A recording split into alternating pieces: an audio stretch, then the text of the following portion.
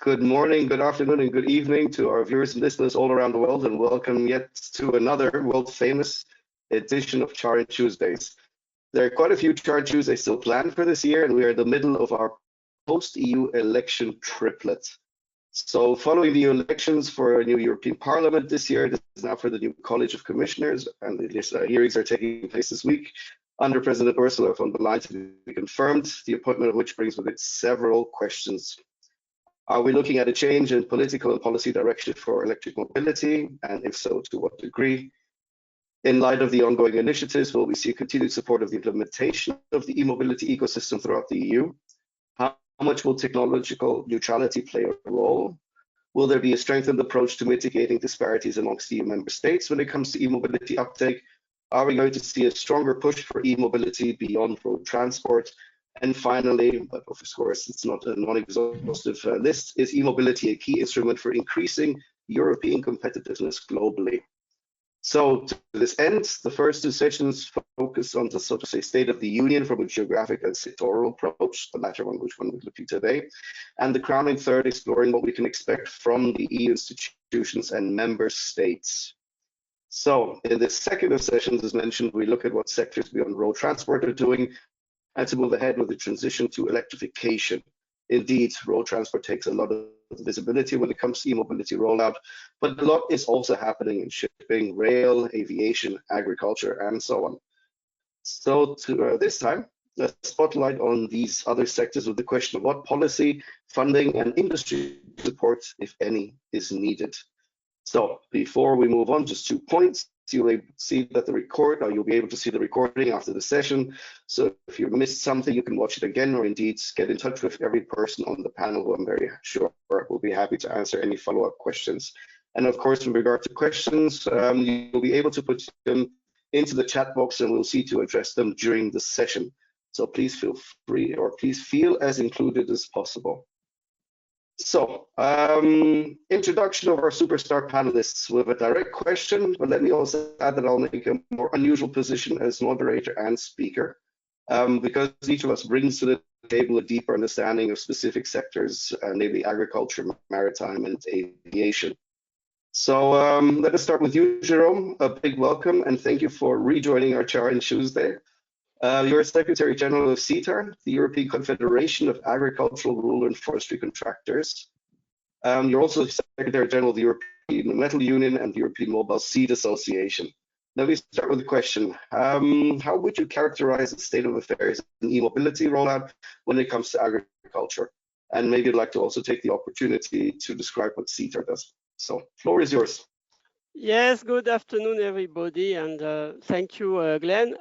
Yes, Ceettar is what we call contractors in agriculture. So it means basically the service provider, the people that farmers are hiring to perform jobs, and they can be any types of activities.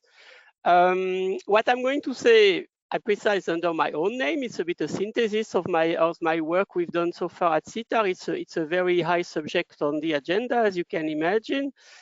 And to start with, I would like to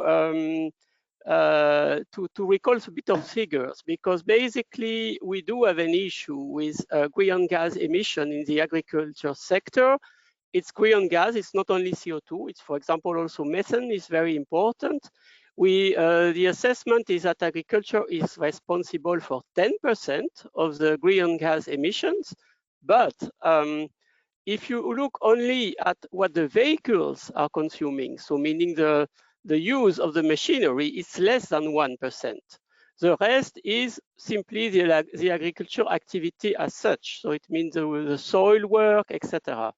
So that makes a big difference. The real added value of having vehicles more sustainable is really limited if you compare to the whole sector of agriculture in general. And this is a very important point.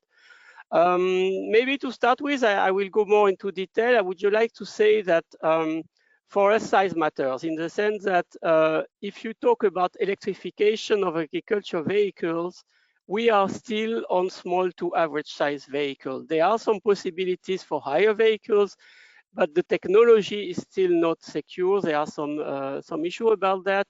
And we do have, for the moment, a really, let's say, open debate on what kind of alternative fuel should we use. And there are some high competitors, the biggest one being hydrogen, which is highly considered in the sector at the moment.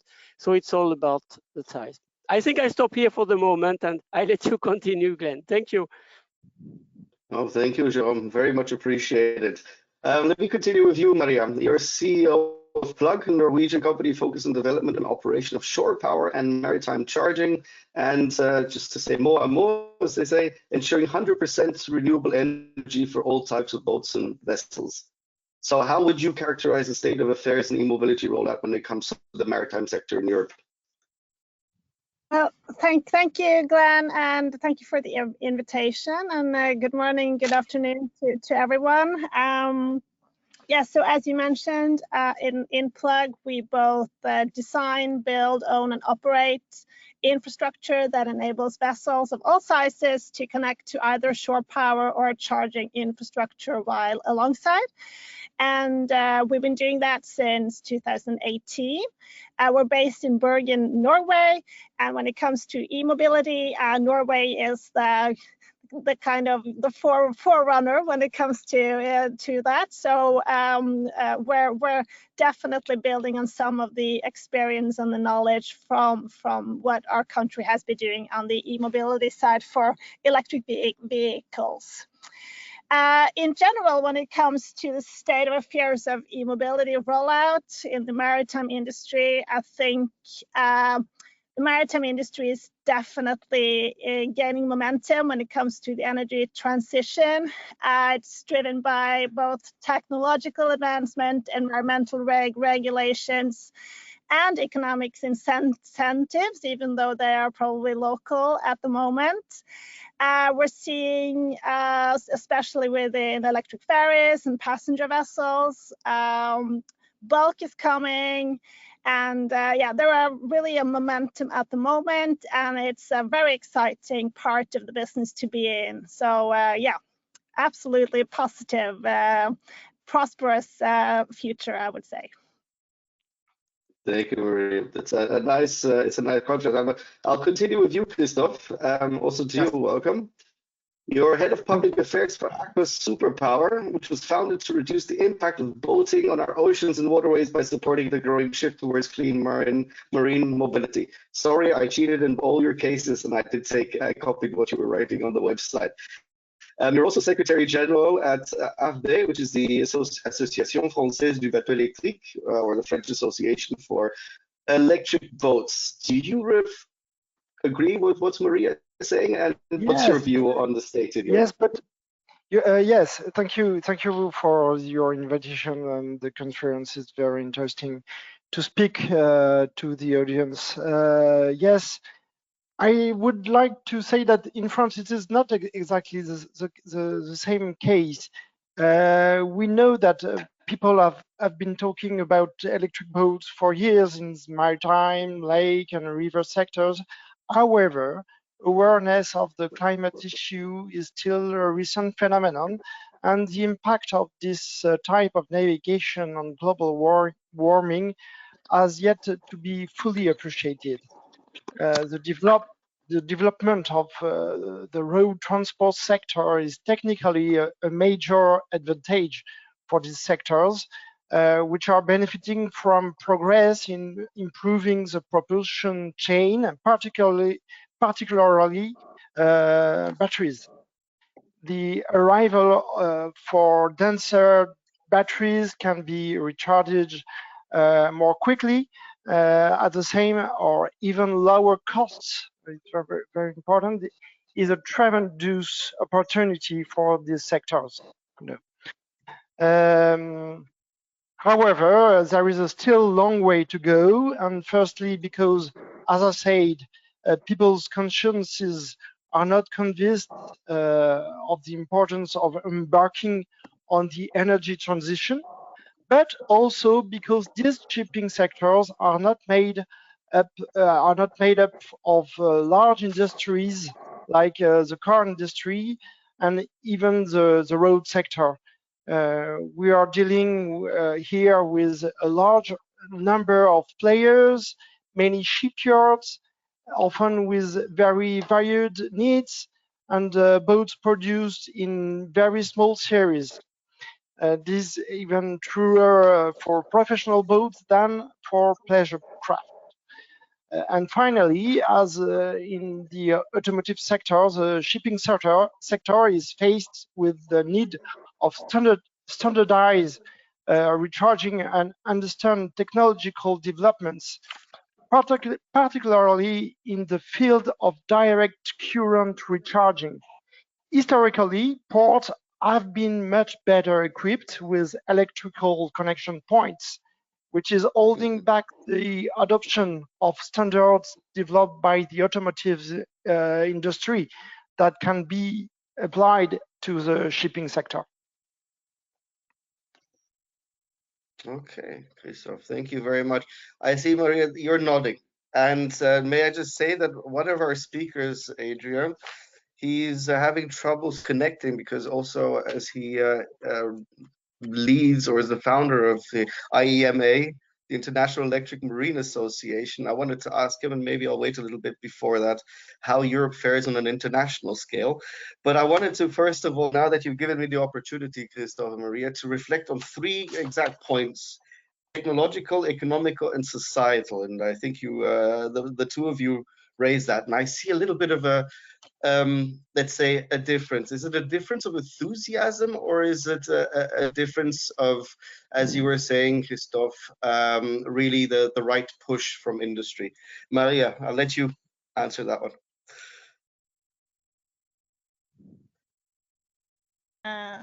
There we are. No, I think I can very much relate to what Christophe is saying as well, but I choose to be positive because we are in a hurry. We need to make sure that as much as possible of the consumption that is today on fossil fuels is turned to something green and renewable. And I think it also kind of depends on what type of ship segment you're looking at. So at the moment, we're focusing in Plug very much on the larger vessels. We have shore power for cruise vessels. We have shore power for offshore vessels that are working in the North Sea with the oil and gas, and also with the offshore wind industry. And in those segments, we've seen a major shift just for a couple of years now.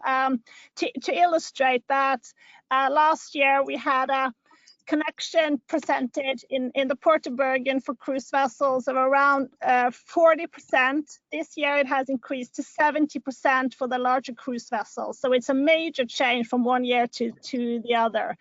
Also for the offshore vessels, we're seeing the same numbers, or we have seen numbers in the 70s the last 3 to 4 years.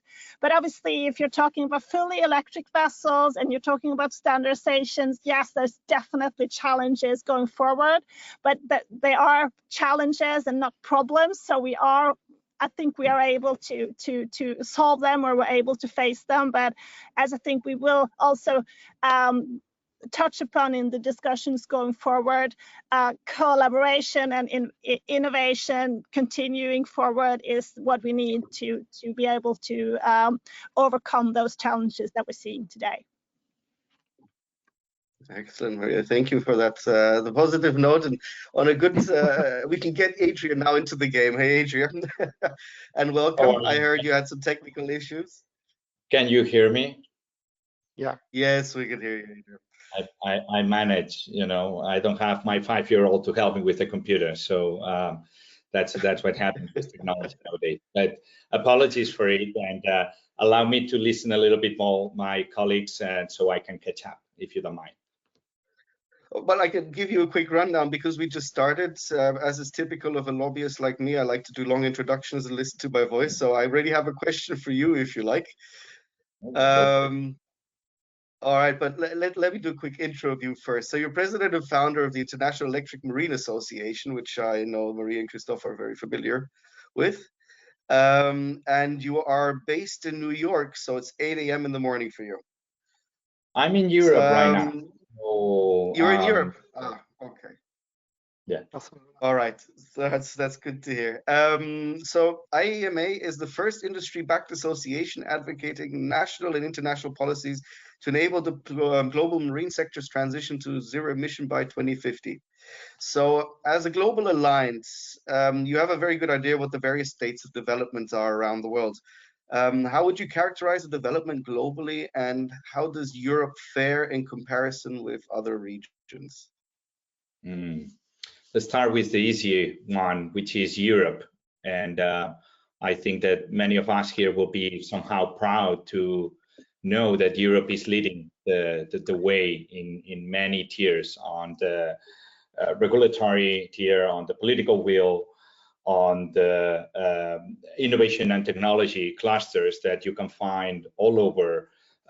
And that benefits, and at least that translates into a high representation on the membership base, at least on IEMA, under IEMA, and that means that we are, the place where most of these technologies that have to do with energy solution systems, with shore power, with new propulsion systems have been developed, and they're truly finding the academia playground, the right mindsets, the know-how, and brain power. Maybe what we might lack here compared to the US is how to make money with science, right? In the US, they're very good at making money out of science, and here sometimes we do have problems at capitalizing all this know-how. So that would be the only constraint that I see, although there are some good new generation funds and new Green Deal funds, and some great initiative by the Institute of Technology, European Institute of Technology. We are collaborating about 800 million over a course of the first 7 years, and within the next 4 or 5 months they will assign which country, which candidacy will take this program. Regardless where it is, the good point is that these all focus on water, maritime, and marine, and everybody will benefit out of it. So we believe that this is the best playground, the bedrock, where all the current companies such as Black and Aqua and all these players that they've been around and they've been showing and leading the way will be able to, multiply their efforts by not just by having competitors, but by actually having an infuse of capital that should and help to accelerate the process. On the worldwide level, we see similar efforts, especially in Canada and the US. India on the commercial segment, especially on public transportation. China, obviously, as the main shipbuilder of the world. If we count that there are about 95,000 large tonneler ships floating nowadays in the service nowadays. Let's say that 80% of them have been built in China. So any retrofit, any new solutions will have to work hand to hand with these shipyards. And then in the South Pacific, between Korea, Japan, and Australia, I think those 5 markets is where we see most of the action going on. We can go more in detail about each one of these markets, what they're accomplishing, what bottlenecks, but as an overview, I think that this is a good starting point. Oh, definitely, Adria. Thank you very much. One thing I'm going to do today is trying to reflect a little bit from the different sectors. So one point, of course, stuck in my mind, how to make money with science. Jérôme, do you think that that's an issue in the agricultural sector when it comes to electrification? Yeah, I think electrification is key to develop what we call smart farming or precision agriculture. Both words are a bit synonyms, which means basically the use of new technologies for agriculture activities. It's not a new trend, it's developing a lot, both because, as you probably know, in the agriculture sector, there is a lack of workforce at the moment. Less and less people want to work in this sector. So a lot of activities are more and more automatized because we still need to feed the people. And on top of this, there are some, let's say, recent development, like many sectors, for example, the use of data to gather data, etc., which require to have some specific devices which are electrified. So basically, this is what we call average size machinery. Very good concrete example is winery, for example, where we use electrified machines. There is a very good article, if you have a chance to read it, in The Economist, which was published 2 weeks ago about a robot which is used in the winery sector. So it's typically the kind of thing you would develop. I could also quote, of course, the use of drones in the fields to target where you do the spraying. So all this topic, we do need electricity, and the use of battery is very important also. But the thing which is more complicated at the moment is for bigger machines, simply because at the moment, if you want a full electrified tractor, for example, it is very heavy and it's very difficult to handle. So at the moment, we explore all the possibilities, including the one which is for the moment at the forefront is the use of hydrogen for the tractor. So I checked before this seminar. I don't want to be 100% sure on this. I'm not a statistician, but I've read that 0.02% of tractors on the market at the moment are purely electric. So it means it's not a lot. It's going on. They exist. There is a technology. The biggest machinery producer have them. There is a very interesting paper on the topic done by CEMA. CEMA is a European Association of Agriculture Machinery Producers, which is explaining all of that. But basically, this is a sector which is still developing, and for the moment is still a testing phase. And I think there is not a big appropriation for bigger machines. What you do have yet, which exists, is hybrid machine. A bit like you have hybrid car, you have some tractors who work both with electricity and conventional fuel as well. They are also on the market. Do I answer your question, or? You do, and you already set the ground for the next one. So, yeah, I mean, I'm hearing several of the issues which are very similar to what you have in aviation. I mean, aviation and electrification, there's several factors. I mean, we're talking here about ground handling services and what takes to the skies. And when you mentioned drones, it's lets me think also about the problem that there is of the size of the aircraft and the distance it can go because the battery is not large enough. Maybe a question to you, Maria. How do you see battery technology progressing for the maritime sector, and also if you see exactly this issue turning up because of the distance and the size of the boat, so to say? I think we've seen also some major developments the last years in that area, and that's very needed because there are lots of ambitions on fully electric vessels, especially when we talk about vessels that, for instance, transport bulk goods along the coast, very near to the coast. And not going very fast. I think those are very clear candidates for fully electric propulsion. And we see that the ambitions are high. And we're currently working on a project where we're going to have a 25 megawatt battery vessel that will transport cargo from the south of Norway to the north.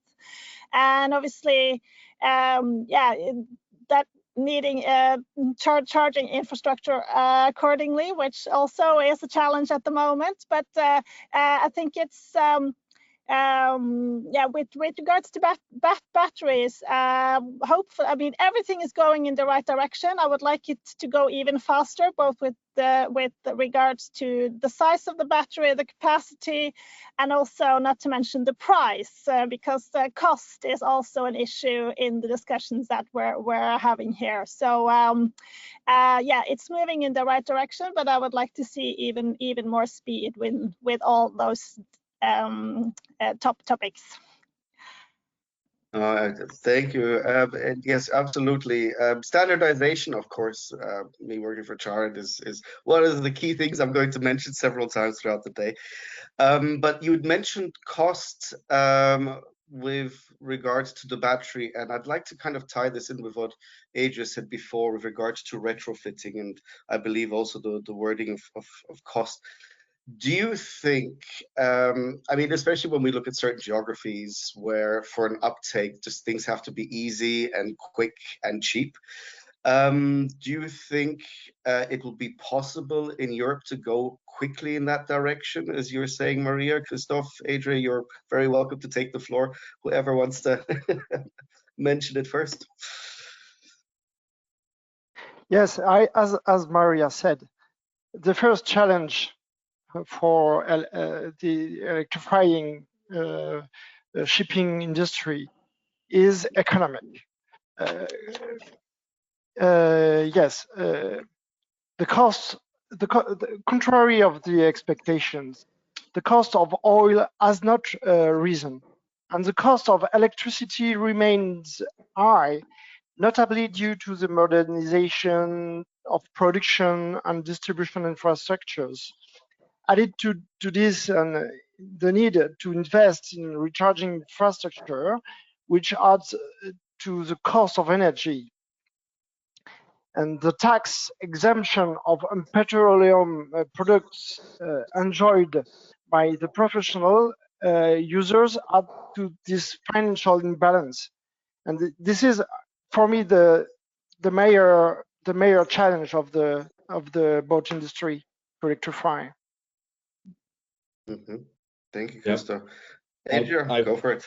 Yeah, I would add, following Maria's thoughts, the way we see it is, thanks to these beautiful companies that we have represented here today, the technology in terms of hydrodynamics and it's there. I mean, it will improve over the next years, but it's already exists, and there is a solution almost for everything but the large tonnage to be 100% electric.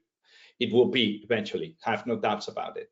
But then it's all about the batteries, and it's about the energy density of these batteries that will allow to increase the autonomy of these vessels. So there are several initiatives we have some pre-revenue students on Agorize developing, the latest solid batteries elements, and then we have the big CATL, the King Kong in the room, controlling the price, controlling the flow in Europe, etc. And all that can scale up from geopolitical tensions worldwide to the availability of prime matters. And I'm talking about scarcity of the 30 metals, rare metals that are part of this chain of value.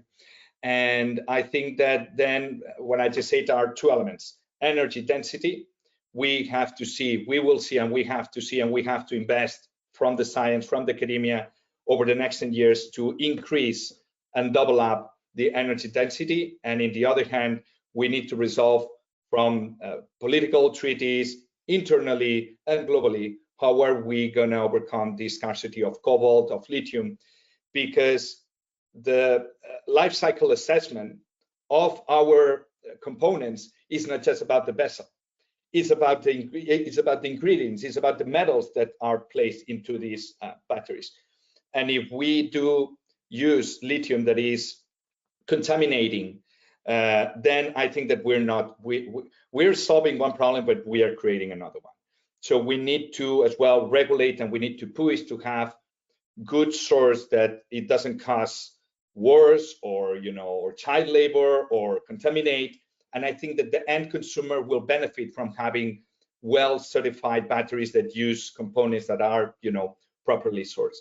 So those two elements I think are crucial for the energy storage solutions for boats, for substations, microgrids, etc. I mean, listening to what you're saying with regard to going beyond environmental friendliness, let's say, but certainly a question of values, United Nations Sustainable Development Goals, etc., etc.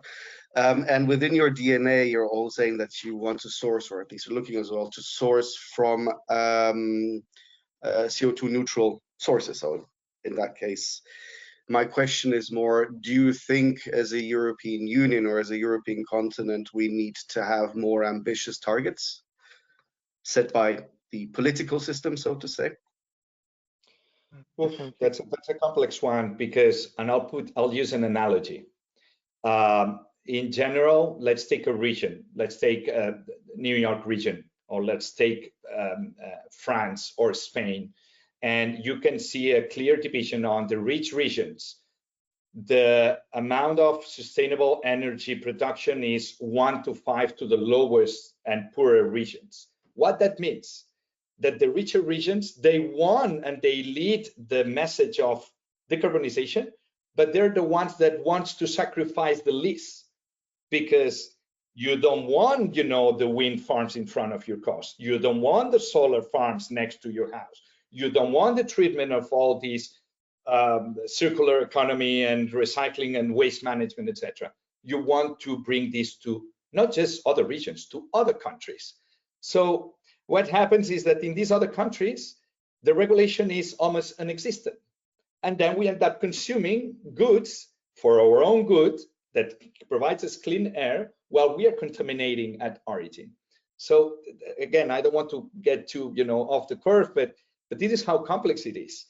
And so we need to push for the European markets, which are leading, you know, and to ask for certified batteries or components, you know, that are part of these batteries, because that's the best way to prove. As we want kilometer zero foot, let's apply it, you know, to our batteries. I'm not saying that we have lithium reserves in Europe, but there are lithium reserves in North America and Canada, enough to supply all the market, air, land, and sea. It's just that they are 10 years behind on these mining practices and this mining infrastructure to be up to speed and equal, you know, the production of counterparts, especially China, which has been, you know, capturing and owning, you know, about 90% of the worldwide exploitation. So it's quite complex. Thanks. The other three of you all were nodding at the same time. I just don't know who started nodding first, but in that case, Maria, I'll let you take the floor. Yeah, I think I want to say that, you know, I don't think the goals are the problem. I think we need the goals are, as with the progress we're making, probably more they're, you know, they're ambitious enough, and I think we're going to have a hard time reaching them, unfortunately. What we need is more incentives that would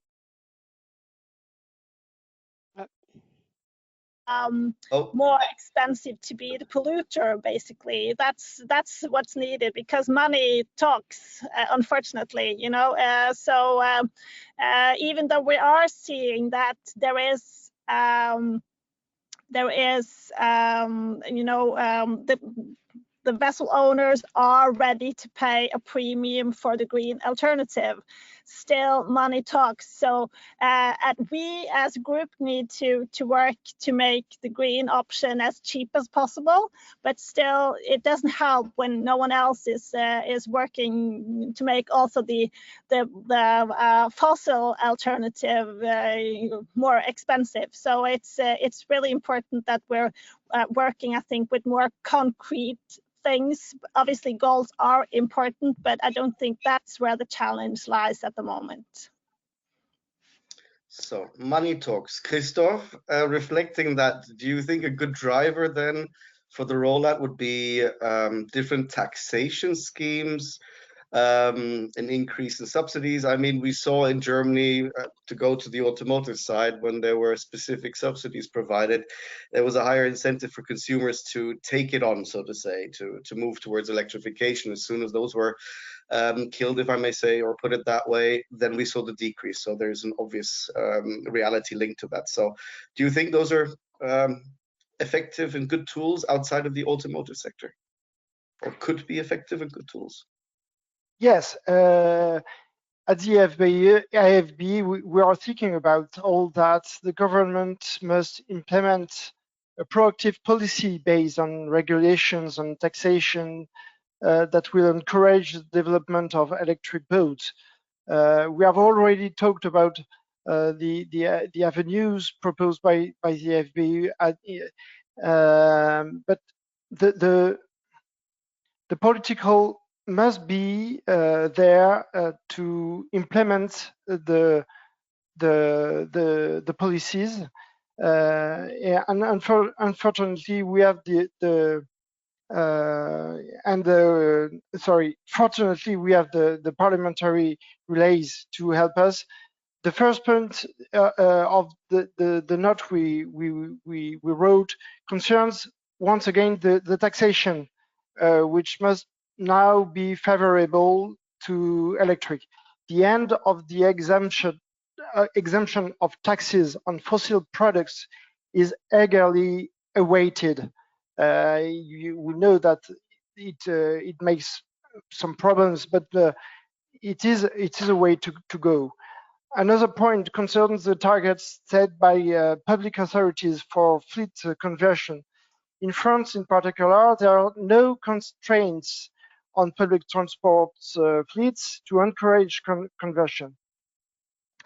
Another issue, towns and cities have often introduced low emission or limited traffic zones, but they have no impact on shipping, you know.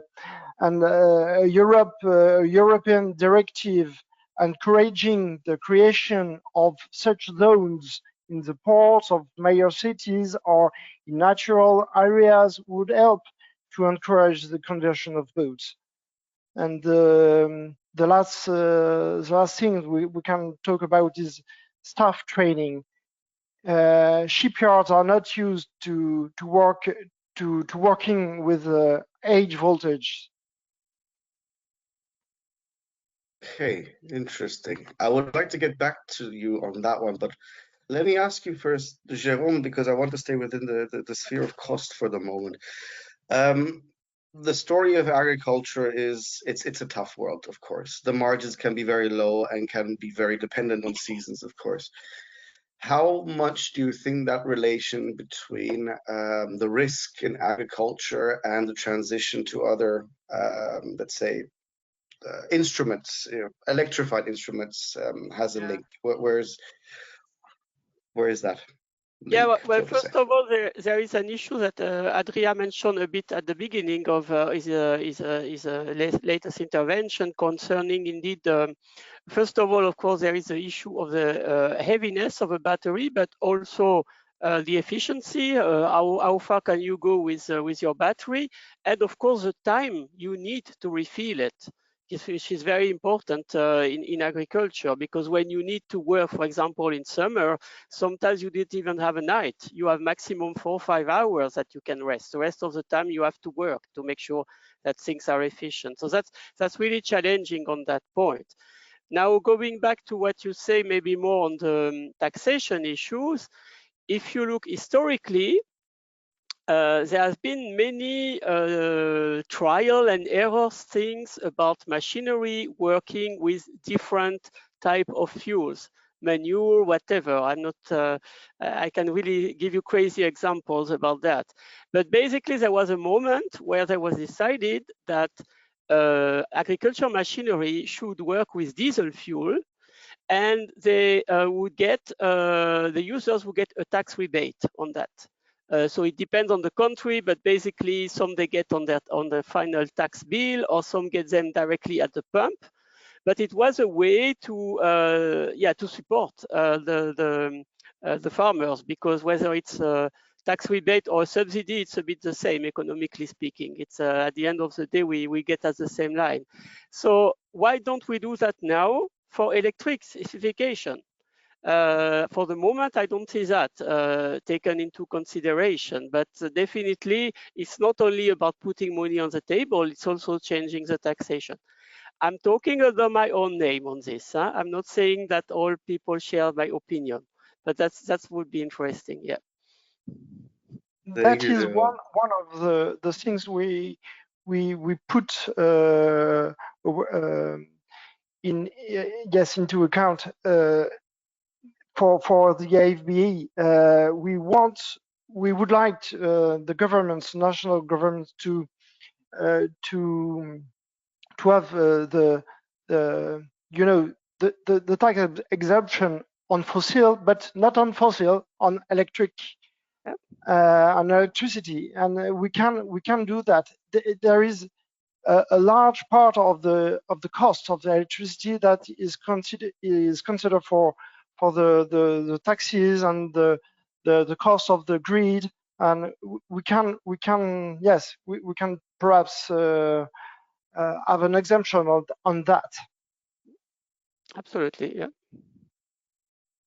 Well, I gotta move to you, Adria, because U.S. elections are upcoming. I don't know if you're a U.S. citizen or not, but taxation, you are, okay. So taxation, always one of those make it or break it things very often in elections.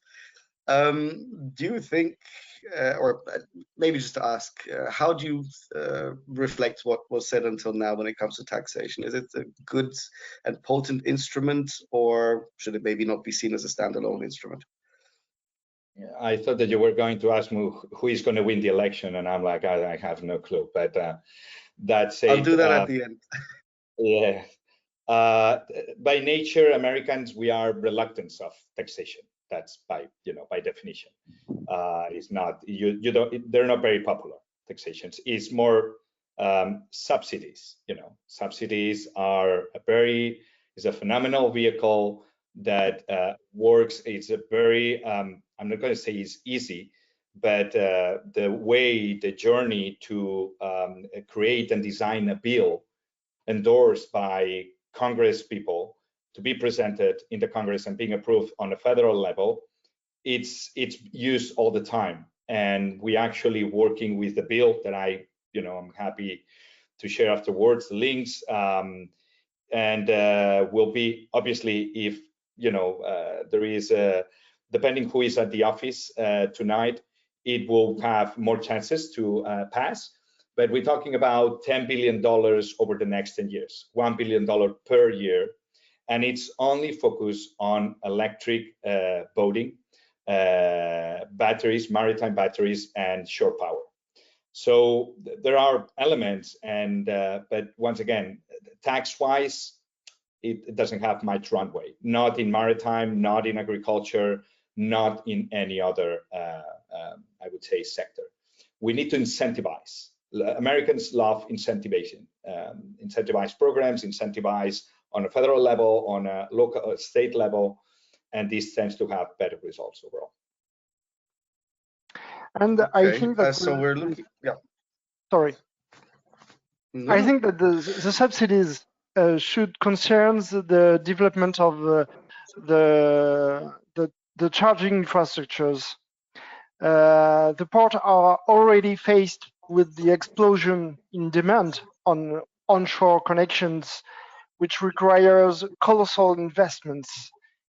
If initially it is a simple but powerful dockside connection to the AC network, we will have to quickly deploy DC charging infrastructures, and the port will be faced with a pressing need of engineering to integrate these new conceptions while implementing production means which will not necessarily be in phase with demand, and which will therefore require energy storage infrastructures, in particular in the form of batteries.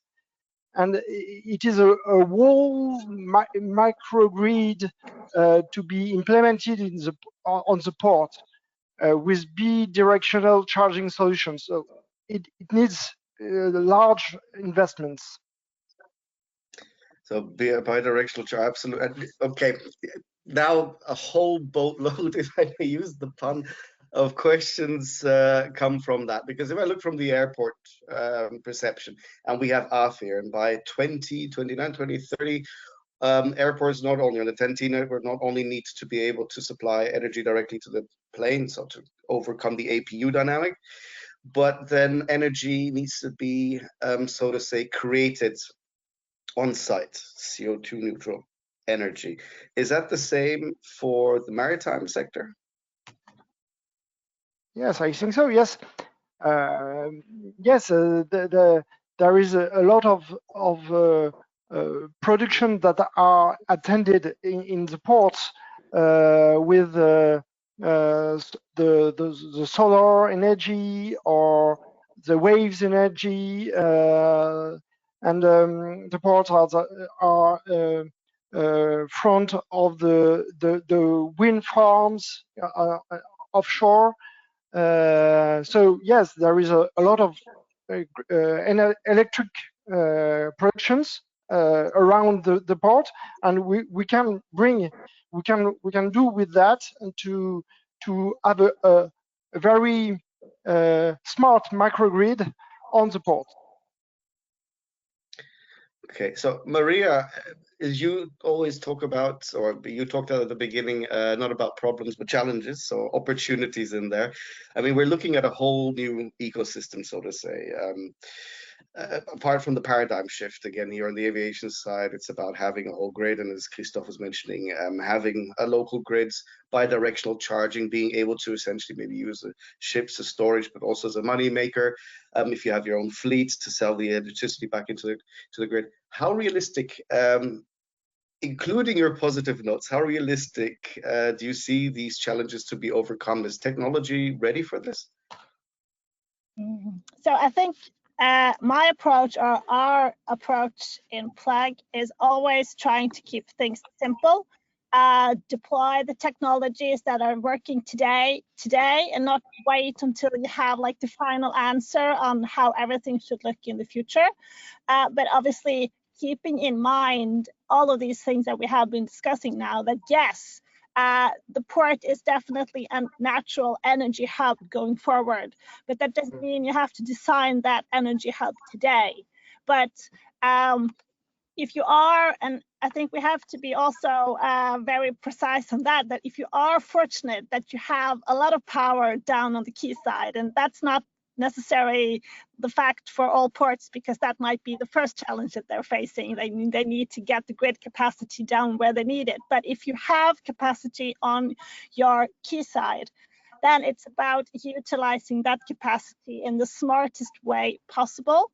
And building shore power, building charging infrastructure technology that is working today, and then keeping in mind that you would like to expand this or further develop this going forward. So you need to be smart in the way that you design the equipment and the way you design your grid connection, both in terms of flexible opportunities going forward, but also to keep the operational cost at as a low level as possible. So I think that the technology will keep on developing, and we will need to have brave ports and brave business owners that are willing to take risk in order to pilot new technology, improve which solutions are viable and which are not. But today we need to focus on speeding up the technology that is working today in order to save the emissions that we need to save. So I think that's our take on this. Yes, we're rooting for all types of zero emission solutions, hydrogen, ammonia, we need all of it, but we can't solve it all today. No, of course. Jérôme, talking about pioneers, because it's a question of bravery, as Maria was saying. Where do you see the issue of grid capacity for larger farms? Is that something that pops up? Is that something where, let's say, you've seen cases of farmers coming together and saying, okay, it's worth it? And I think you were mentioning to me earlier a number of 0.02% of farming equipment is electric at the moment. Yeah, but I would say that you have what we call autonomous farm, meaning farm will produce their own energy, for example, with solar panel, and there is big development at the moment of solar panel on the fields. I don't know if you heard about it, but they are also competing with biomass, for example. So there are other sources of energy to be used into machinery. And at the moment, the way the EU subsidies are designed, so I'm talking, for example, about the Common Agriculture Policy, is about supporting the output, not the input. So it means that you would reward a farmer because they produce this product, etc., sustainably, but not because they put some electricities on their machines. So I think it's all about changing the mindset on this topic. I see a positive perspective because there was a report which is a bit less known than the Draghi report, but which is important for the agriculture world, which was issued at the beginning of this year. It was led by the famous Professor Strohschneider. And in this report, you have a new idea of a rural contract with a big emphasis on entrepreneurship and new initiatives, and of course, development also of infrastructures.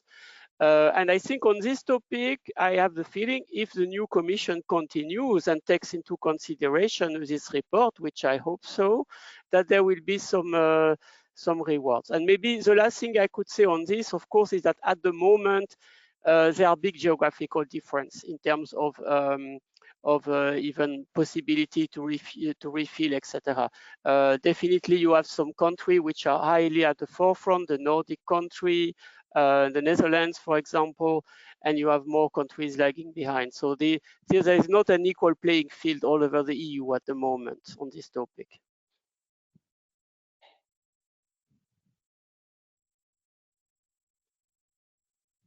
Sorry, I needed to switch my microphone on. Reflecting now on what your expectations are from the EU side, and as you know, we're going to have one more CharIN Tuesday on this, looking exactly as well at the hearings that we're obviously monitoring this week.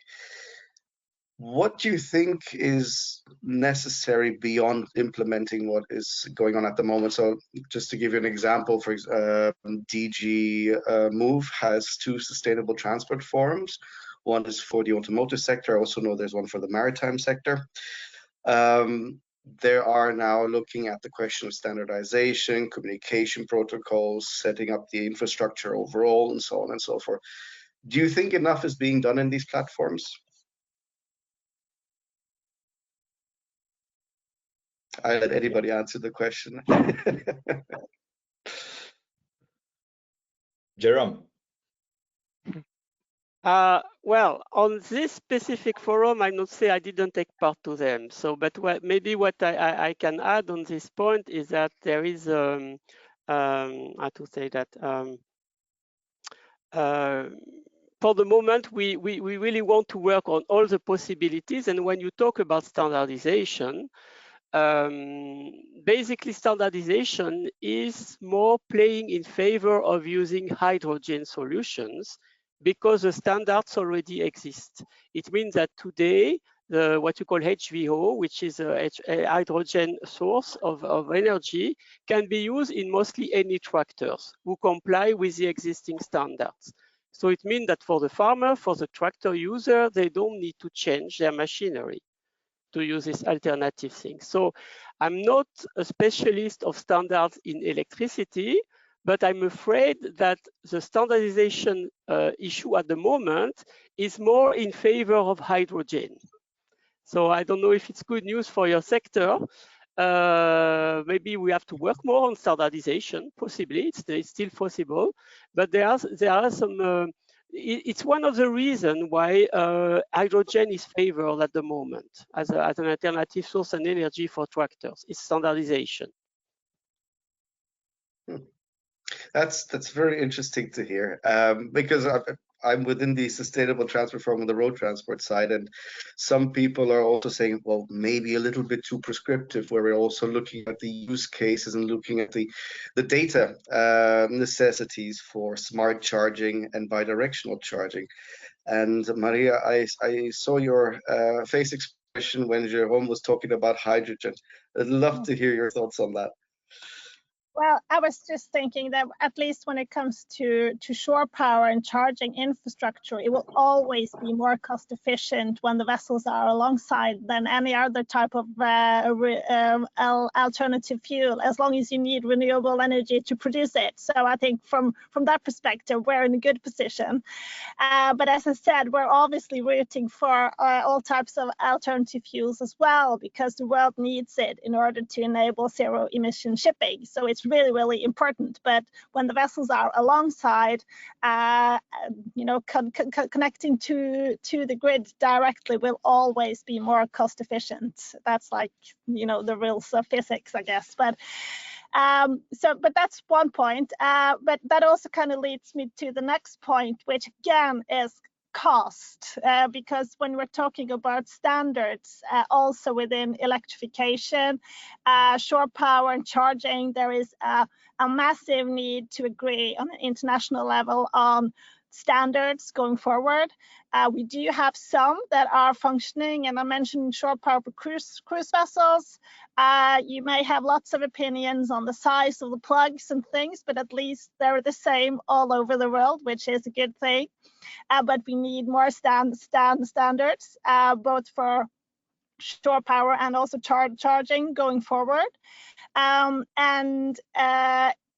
What concerns me with the discussions that is going on around standards is that everyone is talking about the right sort of technological standard, but we also need to have cost in mind when we're talking about standardization, because you know, choosing high voltage compared to low voltage makes a big difference both on the shore side and on the vessel side when it comes to the investment that is needed to provide the infrastructure. So I think yeah, there's lots of work to be done, and yeah, I think standards and cost is really important topics that we need to continue discussing going forward. But as I also said earlier, there won't be a standard unless someone is willing to pilot and kind of taking the risk to demonstrate that something is working.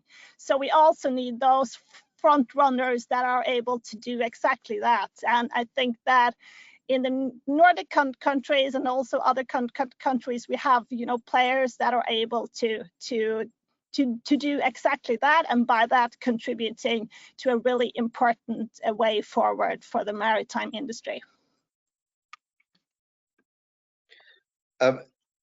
Building on that, Adria, you have a peculiar global view of your association. I'm not trying to downplay anybody else's global capacity or global view, but from your perception, when you look at standards, I mean, we're talking, as you mentioned, not only about the technological standards such as MCS, but the factors of cost.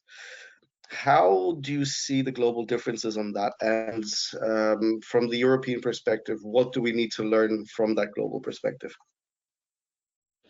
As following Maria's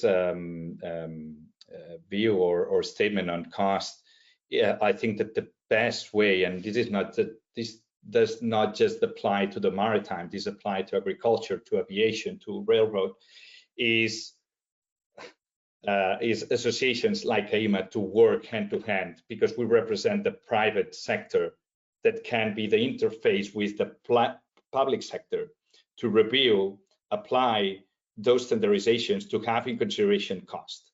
Because if it's done by someone behind the desk in Brussels or in DC, I mean, they might be electric engineers, but they don't know what it means to run a company like Maria or Christophe. They have no clue of what, you know, how tough is the way and how difficult it is to, you know, to commercialize this innovation and this technology. So I think that this is the best example is the collaboration that exists between CharIN and IEMA, which is forming right now the first working group, which will be formed by some of these charging specialists to review some of the current standards, you know, 151108, etc.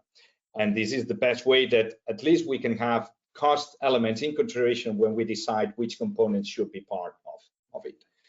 And I just want to, on earlier conversation, Jérôme was saying on hydrogen, we see on maritime, on the shipping industry, so far the chosen energy seems to be across most of the leading ports seems to be methanol, followed by liquid gas, ammonia. I'm not a big fan of ammonia, and then there are all the biofuels, which from our point of view, we see these as complementary, but it cannot be the alternative.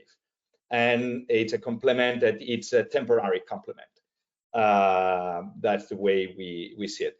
And adding a note, I think a positive note, that we've seen the ports seem to be the arterials, no? The main arterials where the trade, the world trade is happening, and they're the King Kongs once again, in the rooms. I would say top 10 leading ports in the world, they having their decarbonization plans already under construction. And this should provide us with a bit of optimism. These people are not taking the backseat. These people are very proactive. They're spending hundreds and billions of dollars. The LA Long Beach port has spent over $1.3 billion. Port of Rotterdam, Port of Montreal, Port of Barcelona, Port of Cezanne. You're talking about $100 to $200 million, usually project that takes between 7 to 10 years. They all became electric wholesaler companies because you're leading with 150 to 100 megawatts, of consumption. So we're talking from the regulatory point of view, financial point of view, and execution point of view, long-term projects that anticipate all this consumption on shore power, MCS, CSS, and all the electrification of all the operations of the ports. And I think that this is worth explaining, and to people to feel that people is not just static. People, these big infrastructures are taken into consideration. Thereafter, our aim is to work on the middle tier, which is all these smaller ports, marinas, shore power, that provides a lot of this connectivity to most of the public transportation that still are in interurban, areas with a huge emissions effect on the global health and environment, and where usually they have less capacity, less financial reserves, and here we can have a huge impact from IEMA point of view and from all our members that we represent, because it seems to be that the leading ports are doing already the homework, so they're opening up the game for us. So just wanted to add. Interesting. Maybe also to ask from the perception or the equivalent perspective of what an airport is in terms of the element of connectivity, because now more and more, especially due to certain laws where inland flights are being banned, there is a higher level of connectivity, not only with road transport, but also with rail. So in essence, a broader strategy for electrification. How much does that play into the port strategy when looking at electrification as a whole? And I leave the floor for anybody to answer this.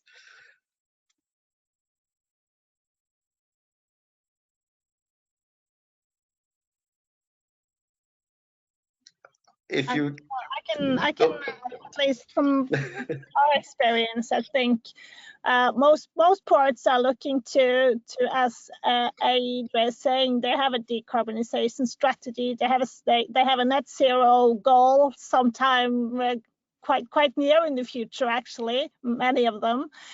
So they're looking to reduce their emissions in all aspects of their activities. So everything from stackers to fork trucks and all types of vehicles that they use within the port is definitely looking into electrification of that if they haven't already done so.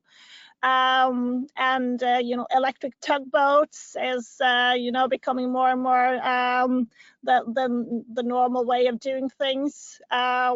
So I think that for a lot of the activities that typically goes on in a port, the technology is there today in order to make it zero emission. But yes, it's a big investment to get there, and it's also a way of it's a long way also, because at least if you're not one of the biggest ports, if you're medium-sized ports, there's probably just 1 or 2 people that is working with business development, and those 2 people we need to take care of all of this. So they have a massive job on their hands, but I think that most of the technology is there today, and it will continue to develop and become even better. So I would say that the ambitions are there for most of the ports, but you know, they have so many things on their hands at the moment. So I think that's part of the reason why we haven't seen more. But I think we will see a lot of things happening in the near future from many of the ports. Okay, thank you. I'd like to move a little bit away from only looking at the ecosystem, but also talking about permits, safety requirements, et cetera, et cetera. I mean, if I look from the aviation side, maybe it's a little bit of the extreme, but in any form of equipment in the aviation side, there is a long process, a long procedure, and we're finally seeing, for example, for the full electrification, the Federal Aviation Administration in the US and the EASA, the EU Aviation Safety Agency in Europe, taking steps to create the, let's say, regulatory context. Do you see this kind of dynamic as well in the maritime sector and the agricultural sector? Well, in the agriculture sector, I don't see any specificities on this. I think the requirements are quite similar to road transport, for example. There is no specific point on that. Okay, clear answer. And in the maritime sector? For what I know, it's not an issue, yeah.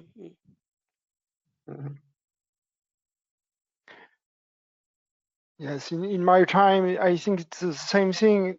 There is no, there are several issues yes, for the regulation of the sector, but I think it is not so important, and we can do with.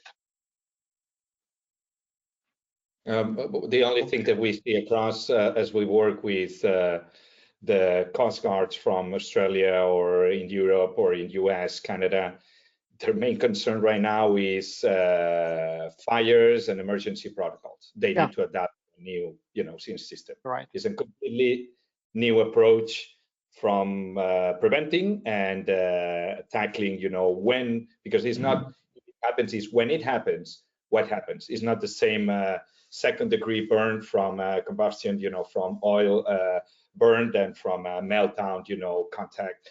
So all these elements, they're right now, their main concern is about this.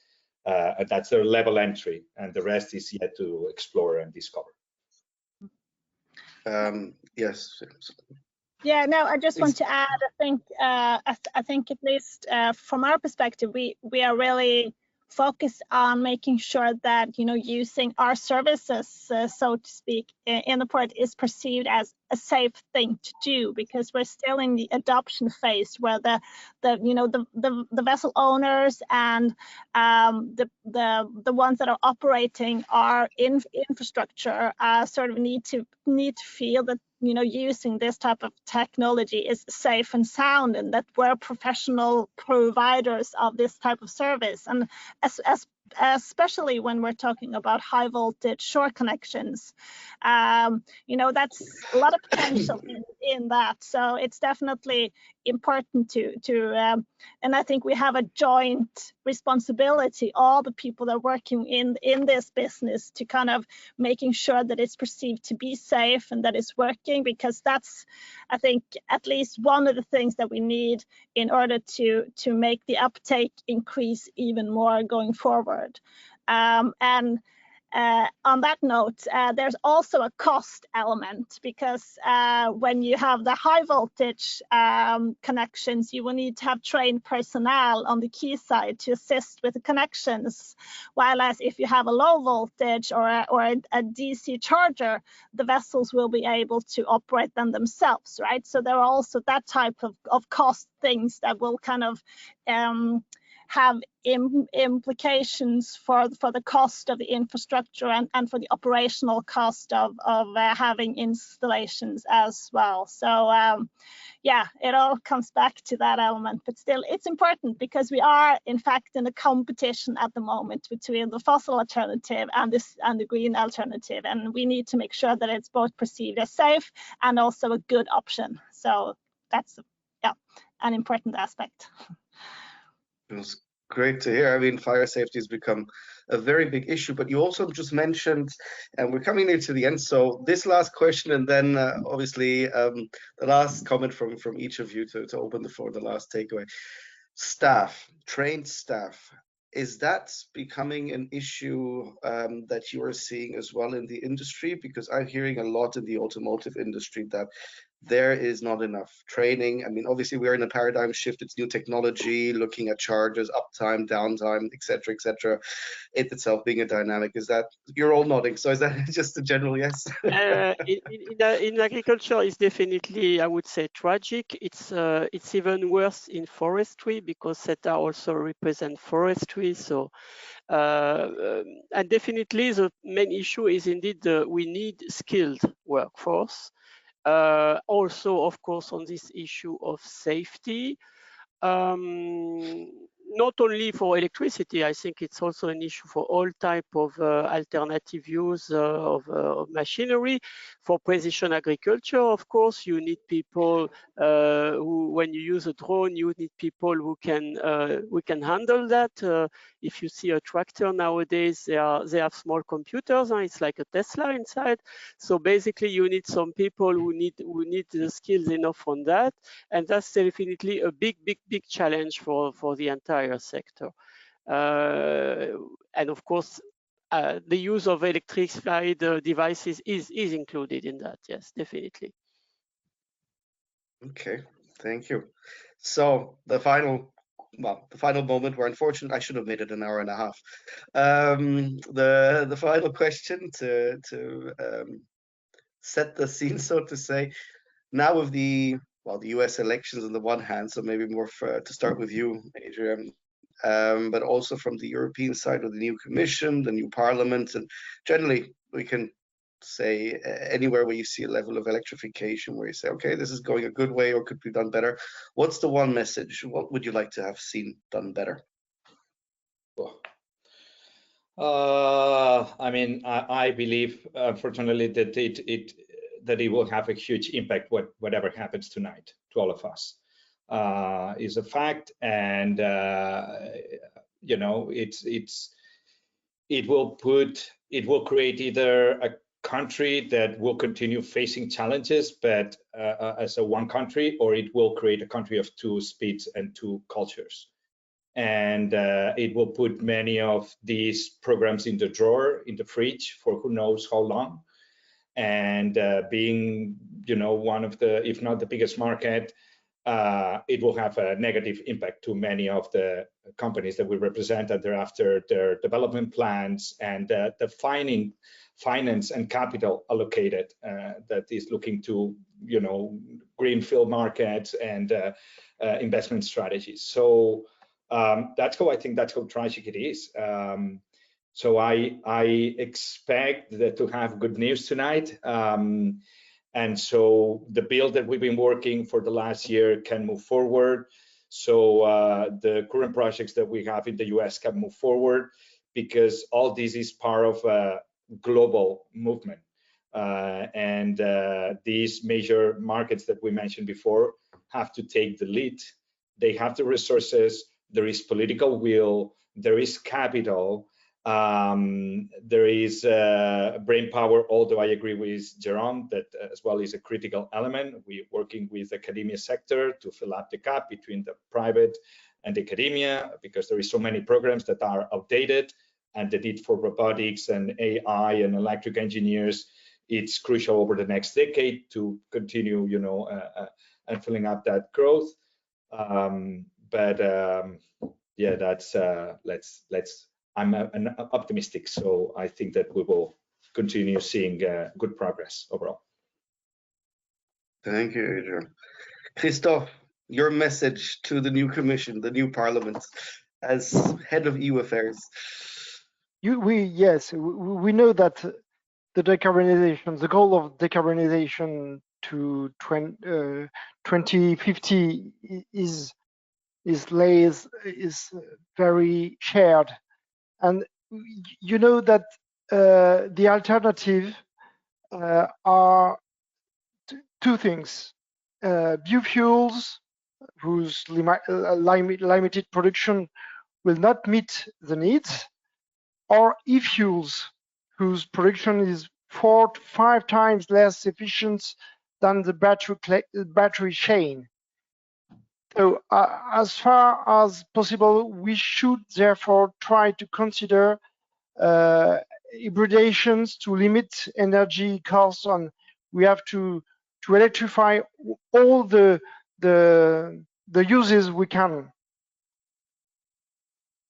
Great, thank you, Christophe. Jérôme? Yeah, I totally agree with all the speakers, but I think what I would like to add is that we had the Green Deal, but we need now the business plan. We need how, and that's the main issue. And I think if I want to make a bridge with the US, regardless of what's going to happen tonight, they had this IRA, Inflation Reduction Act, who brought a lot of inspiration to the EU, because we saw that the US decided to concentrate on very targeted specific project instead of more spreading out everything as we do in the EU. And I hope it will be a source of inspiration for the next Commission to have this approach. On the agriculture sector, I haven't seen a lot on the Draghi report. I don't know about the Maritime, but maybe it was also not the place to have this. But I was, as I mentioned earlier, I really welcome the Professor Stroh-Schneider report, which was published issue a bit before, and it's a big source of inspiration for the sector for the future. Thank you, Jérôme. Maria, maybe because of the positive notes you keep bringing out, I thought maybe it's the best way to end. Well, thank you. Yes, well, as I said earlier, also I think both with regards to this webinar and also with regards to reducing emissions, we're running out of time. So, you know, to have still working, also including the US, with international cooperation and alignment across policies, infrastructure, and technologies is crucial to continue the drive within zero emission solutions for the maritime sector. And we need to work together on standardization, investments and innovation, and I think through that we should be able to overcome the barriers and drive down cost, as we talked about, and through that create a sustainable path forward for the maritime industry. So yes, you know, within challenges lies a lot of possibilities and opportunities, and I think that there are capital and companies and, you know, individuals that are ready to take part and to contribute to solving those. So yes, I think it should be possible. Great. Thank you so much to all of you. And I promise you, Maria and I did not scheme on standardization before this chat today, but really happy to hear that that's, I don't know, within the scope of not only technology, but cost and so on. So big thank you to you. But before I let everybody go, can I just have the quick slides about the next CharIN Tuesday so everybody sees what's coming up? And I know I've kept you longer than I should. So part 3 next week, time still to be confirmed, but will probably be around the same time. And there we will be looking at what we're expecting, also reflecting on what has been discussed this week, and also what has been discussed with the 4 of you. So I really hope you will tune in for that as well. There'll be other CharIN Tuesdays in the future where we'll look a little bit more at the side of technology, heavy-duty vehicles, and also international trade agreements within the scope of, for example, EU-US Trade and Technology Council and how potent they are. So definitely also on the agenda. And the next slide, I think we have a list of a couple more CharIN Tuesdays. Yeah. There we go. another charge. This one is in LATAM. So they actually set out the whole agenda, which makes my slide not look very good. Jokes aside, we are here going to be looking in from the LATAM perception, well, not me, but the colleagues and key standards protocols and the real world implementation. You can find all the details on the website, so you can sign up to the next sessions there. I think that was it from the slides. So a big thank you to the four of you. I'm sorry again for the technical difficulties that the platform has provided, but we all found each other. And I really look forward to seeing you all in person and wish you the best of luck with everything, and also the audience for joining and listening in. So all the best to everybody. Thank you. Thank you very Bye-bye. much. Yeah. Good day. Thank you. You too.